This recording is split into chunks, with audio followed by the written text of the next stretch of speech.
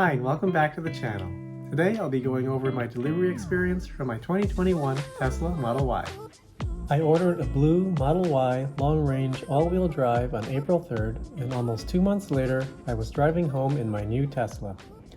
I know it's pretty easy to get so excited that you just want to sign the paperwork and drive home, but if you're watching this video, you've probably heard stories of people actually rejecting delivery of their Model Y due to major issues that couldn't be resolved at delivery day, while others had absolutely perfect cars at delivery.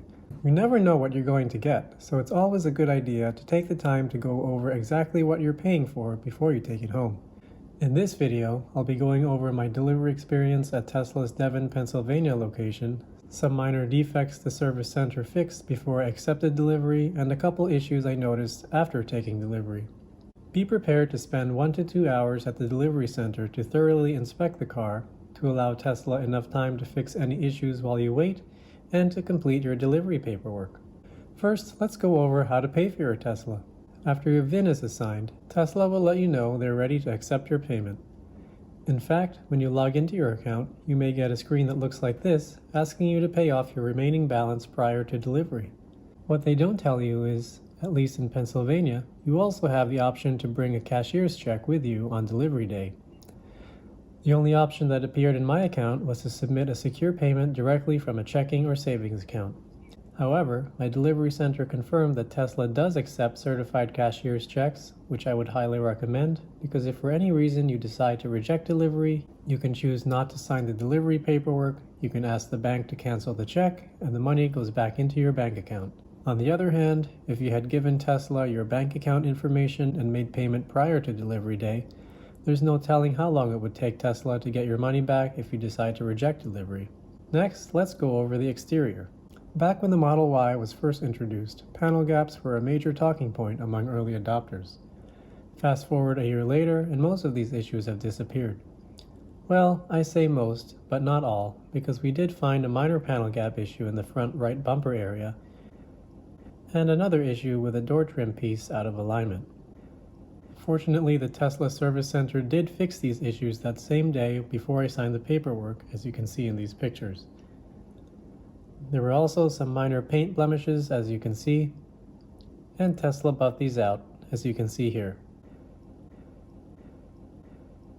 Moving on to the interior, there was an issue with the trim around the B-pillar on the driver's side, both in the front seat, as you can see here, and the rear seat, as shown here. Again, these were minor issues that the service center resolved that same day. Here's the front seat trim after it was fixed, and here's the rear seat trim. While you're sitting in the car, don't be afraid to try everything out, making sure everything works as expected. Honk the horn, turn on the lights, adjust your seats and mirrors, open the electronic glove box, and even inspect the sun visors for defects. If you find something now, they'll most likely fix it right then and there before you take the car home. If you find something later, well, more on that in a minute. A couple other things we found while inspecting the inside of the car was they forgot to take the protective film off the touchscreen and they left some green tape on the headliner, but other than that, everything seemed great. So after spending 2 hours at the delivery center to inspect the car, address any defects, and sign the paperwork, I drove home and noticed the car was pulling to the right. What I mean is, I had to constantly hold the steering wheel to the left to keep the car going in a straight line. More so than in my other car, even if I account for the crown of the road, which suggests the alignment may be off. Then, after I got home, I saw out of the corner of my eye that the passenger side wiper arm seemed pretty close to the hood. Well, as you can see, the wiper arm was actually touching the hood. To confirm this, I opened the hood, or frunk, and noticed the wiper arm had indeed rubbed against the metal and took some paint off. This seems like a relatively easy fix, but still annoying that I didn't catch it when I took delivery.